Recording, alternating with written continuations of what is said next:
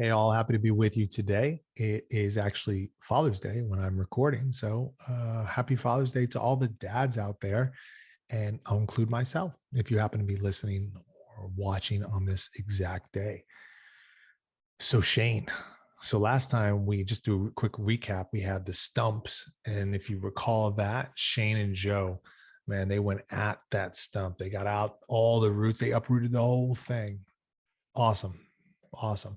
And then Marion, at the same time, though, she had burnt that apple pie. So she went at her own battle and went for that second apple pie and just nailed it, like killed it. Delicious. And Shane had noted that this is one of the best pieces of stump I've ever had, or something along those lines. So they all kind of celebrated this triumph in their own little way together. And that's why I'd called that stumps, that last chapter. But let us hop quickly into chapter 4. Okay, here's chapter 4. Oh, and I've got my Miami hat on because we're gonna go party later. Not crazy party, but party as a mom and dad with a little infant do. Maybe go out to dinner or something. All right, so here we go. The sun was already well up the sky when I awakened the next morning. I had been a long time getting to sleep because my mind was full of the day's excitement and shifting moods. I could not straighten out in my mind the way the grown folks had behaved, the way things that did not really matter so much had become so important to them. I had lain in my bed thinking of our visitor out in the bunk in the barn. It scarce seemed possible that he was the same man I had first seen, stern and chilling in his dark solitude, riding up our road. Something in father, something not of words or of actions, but of the essential substance of the human spirit, had reached out and spoken to him, and he had replied to it and unlocked a part of himself to us. He was far off and unapproachable at times, even when he was right there with you. Yet somehow he was closer too than my uncle, my mother's brother, had been when he visited us the summer before. I'd been thinking too of the effect he had on father and mother. They were more alive, more vibrant, like they wanted to show more what they were when they were with him. I could appreciate that because I felt the same way myself.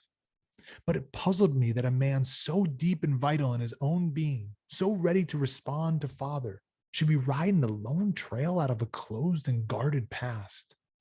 I realized with a jolt how late it was. The door to my little room was closed. Mother must have closed it so I could sleep undisturbed. I was frantic that the others might have finished breakfast and that our visitor was gone and I had missed him.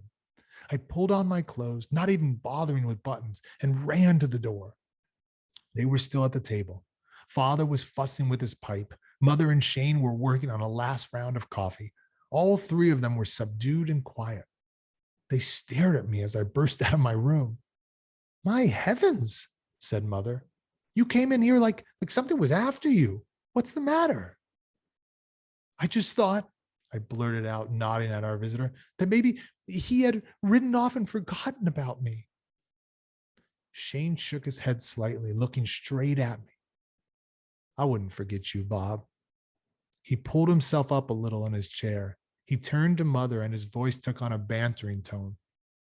And I wouldn't forget your cooking, ma'am.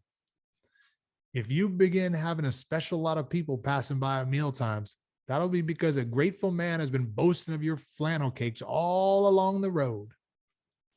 Now there's an idea, struck in Father as if he was glad to find something safe to talk about. We'll turn this place into a boarding house. Marion will fill folks full of her meals, and I'll fill my pockets full of their money. That hits me as a mighty convenient arrangement.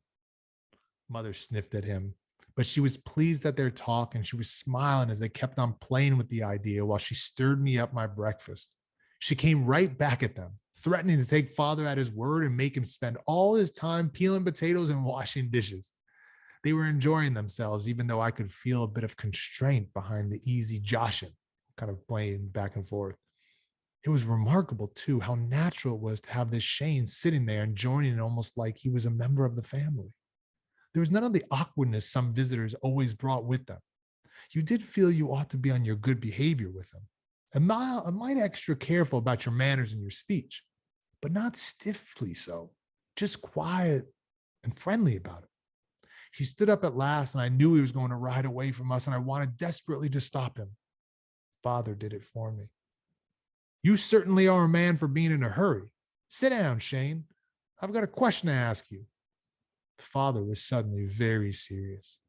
Shane, standing there, was as suddenly withdrawn into a distant alertness, but he dropped back into his chair.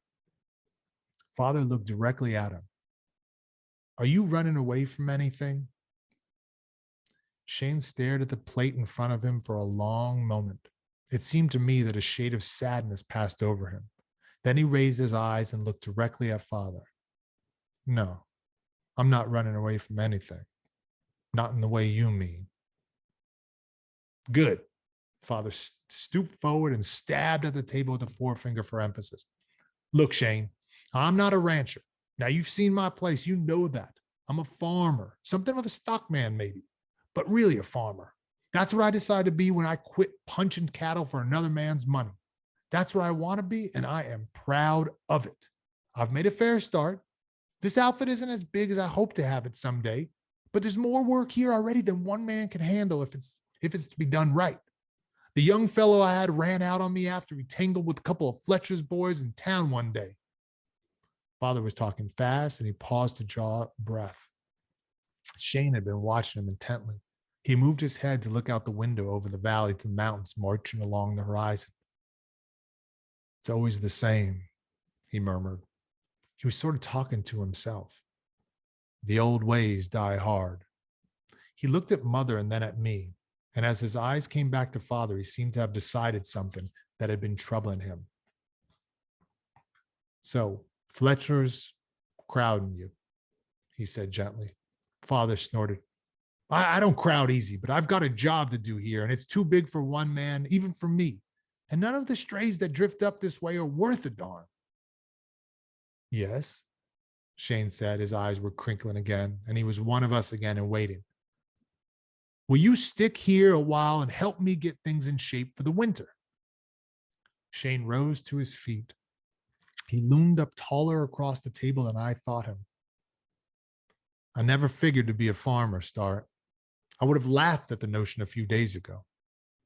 All the same, you've hired yourself a hand. He and Father were looking at each other in a way that showed they were saying things words could never cover. Shane snapped it by swinging toward Mother. And I'll rate your cooking, ma'am. Wages enough. Father slapped his hands on his knees. You'll get good wages and you'll earn them. First off now, why don't you drop into town and get some work clothes? Try Sam Grafton's store. Tell him to put it on my bill. Shane was already at the door. I'll buy my own, he said, and was gone. Father was so pleased he could not sit still. He jumped up and whirled Mother around. Marion, the sun's shining mighty bright at last. We've got ourselves a man. But Joe, are you sure what you're doing? What kind of work can a man like that do? Oh, I know he stood right up to you with that stump, but that was something special. He's been used to good living and plenty of money. You can tell that. He said himself he doesn't know anything about farming. Neither did I when I started here. What a man knows isn't important. It's what he is that counts. I'll bet you that one was a cowpuncher when he was younger and a top hand too. Anything he does will be done right. You watch. In a week, he'll be making even me hump, or he'll be bossing the place. Perhaps. No perhapsing about it. Did you notice how he took it when I told him about Fletcher's boys and young Morley? That's what fetched him. He knows I'm in a spot and he's not the man to leave me there. Nobody will push him around or scare him away. He's my kind of man. Why, Joe Start, he isn't like you at all. He's smaller and he looks different and his clothes are different and he talks different. I know he's lived different. Huh? Father was surprised. I wasn't talking about things like that. Shane came back with a pair of dungaree pants, kind of like blue jeans, a flannel shirt, stout work shoes, and a good serviceable Stetson. He disappeared into the barn and emerged a few moments later in his new clothes, leading his horse unsaddled. At the pasture gate, he slipped off the halter, turned the horse in with a hearty slap, and tossed the halter to me. Take care of a horse, Bob, and it will take care of you. This one now has brought me better than 1,000 miles in the last few weeks. and he was striding away to join father, who was ditching the field out past the growing corn where the ground was rich but marshy and would not be worth much till it was properly drained. I watched him swinging through the rows of young corn, no longer a dark stranger, but part of the place, a farmer like father and me. Only he was not a farmer and never really could be. It was not 3 days before you saw that he could stay right beside father in any kind of work. Show him what needed to be done and he could do it. And like as not, would figure out a better way of getting it done. He never shirked the meanest task. So he was always basically he's always up to anything thrown his way. He's going to manage to do it or figure out a way to do it. He was ever ready to take the hard end of any chore. Yet you always felt in some indefinable fashion that he was a man apart. There were times when he would stop and look off at the mountains and then down at himself and any tool he happened to have in his hands, as if in wry amusement at what he was doing. You had no impression that he thought himself too good for the work or did not like it. He was just different. He was shaped in some firm forging of past circumstances for other things. For all his slim build, he was plenty rugged. His slenderness could fool you at first, but when you saw him close in action, you saw that he was solid, compact, that there was no waste weight on his frame, just as there was no waste effort in his smooth flowing motion. What he lacked alongside father in size and strength, he made up in quickness of movement, in instinctive coordination of mind and muscle, and in that sudden fierce energy that had burned in him when the old stump tried to topple back on him. Mostly this last slept in him, not needed while he went easily through the day's routine. But when a call came, it could flame forward with a drive and intensity that never failed to frighten me. I would be frightened, as I had tried to explain to mother, not at Shane himself, but at the suggestion it always gave me of things in the human equation beyond my comprehension. At such times, there would be a concentration in him, a singleness of dedication to the instant need that seemed to me at once wonderful and disturbing. And then he would be again the quiet, steady man who shared with father my boy's allegiance. I was beginning to feel my oats about then, proud of myself for being able to lick Ollie Johnson at the next place down the road. Fighting, boy style, was much in my mind. Once, when father and I were alone, I asked him, "Could you beat Shane? In a fight, I mean." "Son, that's a tough question. If I had to, I might do it. But by Godfried, I'd hate to try it. Some men just plain have dynamite inside them, and he's one. I'll tell you though, I've never met a man I'd rather have more on my side in any kind of trouble." I could understand that and it satisfied me. But there were things about Shane I could not understand. When he came in to the first meal after he agreed to stay on with us, he went to the chair that had always been father's and stood beside it, waiting for the rest of us to take the other places. Mother was surprised and somewhat annoyed. She started to say something. Father quieted her with a warming glance. He walked to the chair across from Shane and sat down like this was the right and natural spot for him. And afterwards, he and Shane always used these same places.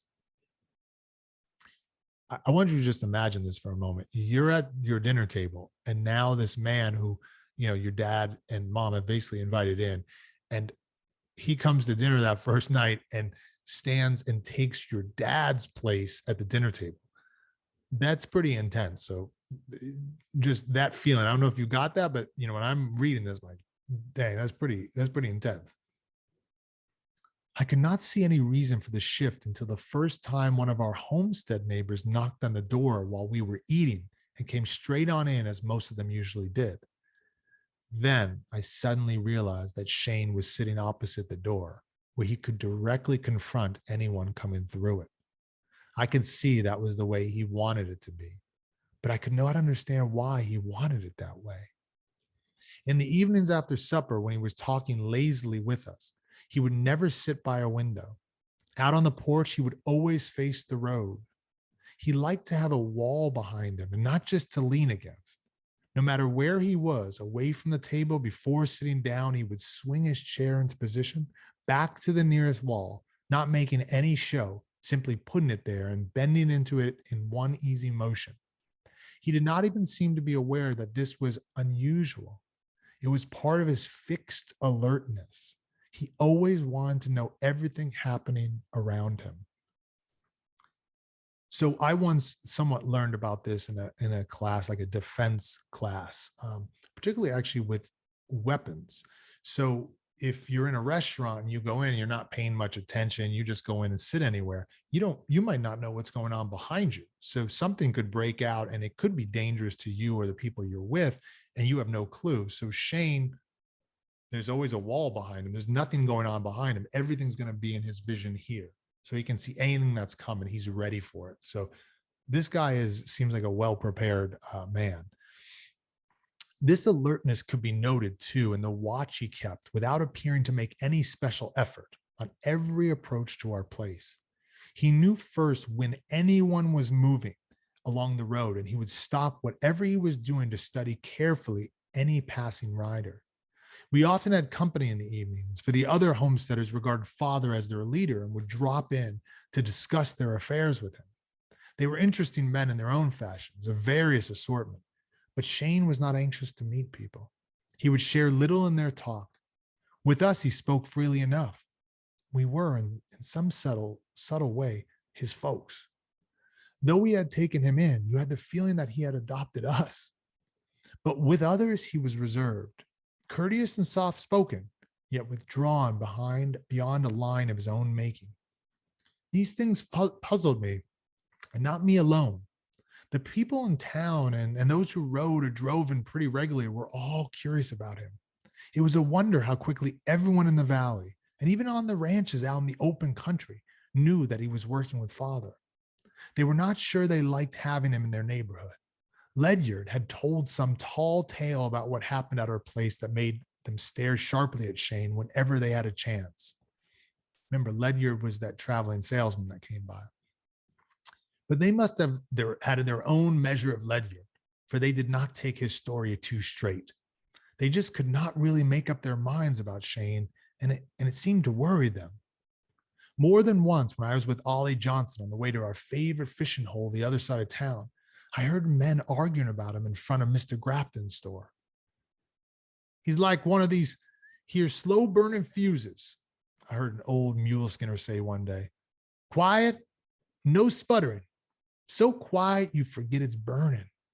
Then it sets off one heck of a blow of trouble when it touches powder. That's him. And there's been trouble brewing in this valley for a long spell now. Maybe it'll be good when it comes. Maybe it'll be bad. You just can't tell. And that puzzled me too. What puzzled me most, though, was something it took me nearly 2 weeks to appreciate. And yet it was the most striking thing of all. Shane carried no gun. In those days, guns were as familiar all through the territory as boots and saddles. They were not used much in the valley except for occasional hunting, but they were always in evidence. Most men did not feel fully dressed without one. So this is like they're openly carrying guns seemingly around this town and at that time. We homesteaders went in mostly for rifles and shotgun when we had any shooting to do. A pistol slapping on the hip was a nuisance for a farmer. Still, every man had his cartridge belt and holstered Colt to be worn when he was not working or loafing around the house. Father buckled his on whenever he rode off on any trip, even just into town, as much out of habit, I guess, as anything else. But this Shane never carried a gun. And that was a peculiar thing because he had a gun. I saw it once. I saw it when I was alone in the barn one day and I spotted his saddle roll lying on his bunk. Usually he kept it carefully put away underneath. He must have forgotten it this time, for it was there in the open by the pillow. I reached to sort of feel it, and I felt the gun inside. No one was near, so I unfastened the straps and unrolled the blankets.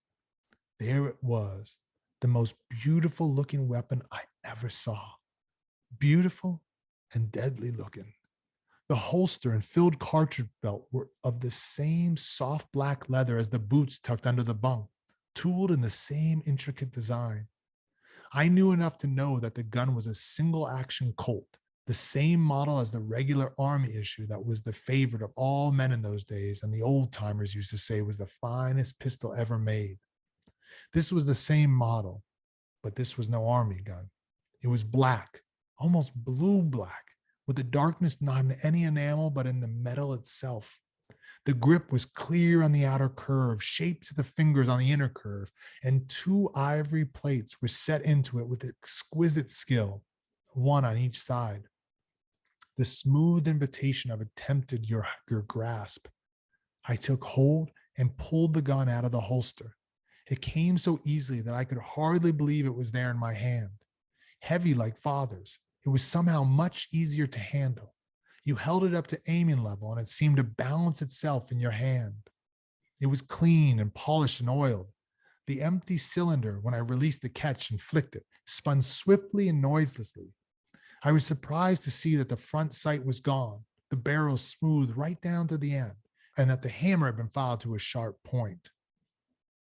Maybe I should stop here for a moment and say, this isn't like today a random, I don't know how old Bob is. I think it was something like 13 or 14 years old. It's not like a random teenager, young teenager walking across a gun in a house today. That sometimes for a lot of people that don't have guns in their homes, that would be really, really abnormal and potentially very, very dangerous in the wrong hands.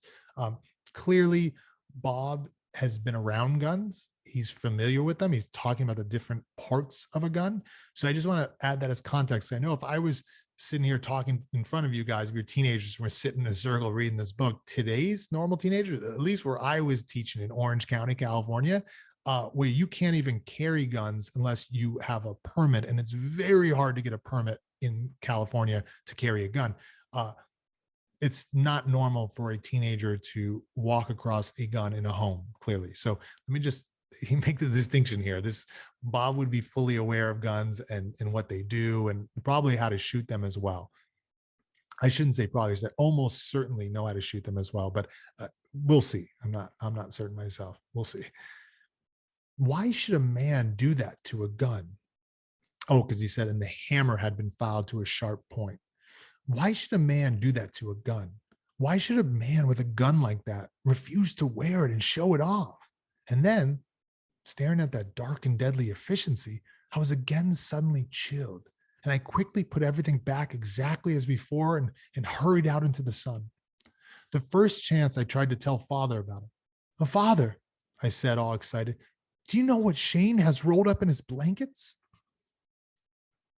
"Probably a gun." But how did you know? Have you seen it?" "No, that's what he would have." I was all mixed up. "Well, why doesn't he ever carry it? Do you suppose maybe it's because he doesn't know how to use it very well?" Father chuckled like I had made a joke. "Son, I wouldn't be surprised if he could take that gun and shoot the buttons off your shirt with you wearing it, and all you'd feel would be a breeze." "Gosh, Gory, why does he keep it hidden in the barn then?" "I don't know. Not exactly." "Why don't you ask him?" Father looked straight at me, very serious. "That's one question I'll never ask him. And don't you ever say anything to him about it. There are some things you don't ask a man, not if you respect him. He's entitled to stake his claim to what he considers private to himself alone. But you can take my word for it, Bob, that when a man like Shane doesn't want to tote a gun, you can bet your shirt, buttons and all, he's got a mighty good reason." That was that. I was still mixed up. But whenever the father gave you his word on something, there was nothing more to be said. He never did that except when he knew he was right. I started to wander off. "Bob." "Yes, father?" "Listen to me, son. Don't get to liking Shane too much." "Why not? Is there anything wrong with him?" "No, there's nothing wrong about Shane. Nothing you could put that way. There's more right about him than most any man you're ever likely to meet. But," father was thrown around for what to say, "but he's He's fiddle-footed. Remember, he said so himself. He'll be moving on one of these days, and then you'll be all upset if you get to liking him too much. That was not what Father really meant, but that was what he wanted me to think. So I did not ask any more questions. So that's interesting there. That's the end, by the way. That's interesting there at the end that Joe, dad, is warning his son, don't get to liking this man so much. Now, you've got this seemingly great human being in front of you. You've got your son that's able to be around him, and you tell your son, don't go to liking him too much. So what's that all about? So I'll leave you with that kind of question to think about. And as Bob even seems to feel like, it doesn't seem like Joe is, his dad is really saying that to him. So I'm curious what you guys think about that. And you've got Shane has, not just a gun, but looks like one of the most beautiful guns, if not the most beautiful gun that Bob has ever seen on him. So we're learning a little bit more about Shane, that he seemingly has a history with guns, or at least this gun, and it's strange that he's not wearing it. So what's the deal? What's going on with this man? I always thought this was interesting that Bob took the gun out and then he puts it back exactly as normal. Something tells me like Shane has kind of realized that somebody was toying with this gun. Shane just seems to be too aware to not, but I don't know. I actually don't recall if Shane even is aware of it later, but we will see. All right. So I'm very curious what you think about this. So definitely reach out to me if you'd like. You can, by the way, I don't think I gave my email address in when I was supposed to in the first video, but there is a link to where all these videos are, and you can find it there. I'll just tell you, it's Jesse, Jesse at jessemccarthy.com. That's the simple email address. Got another one, but I'll give you that one.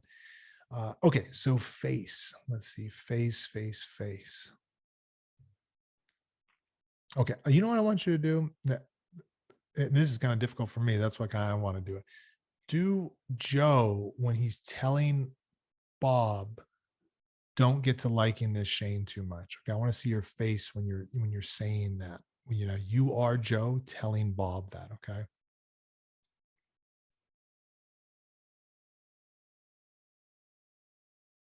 Okay, that was mine. I don't know what it looked like. I'll have to see it later because I'm looking directly at you in the camera and not on the video that I see myself like that. All right, guys. Good times being with you. Again, happy Father's Day if you're watching this on Father's Day. If not, hope you're enjoying whatever day it happens to be out in your area of the world. All right. We'll see you next time for chapter 5. Bye, guys.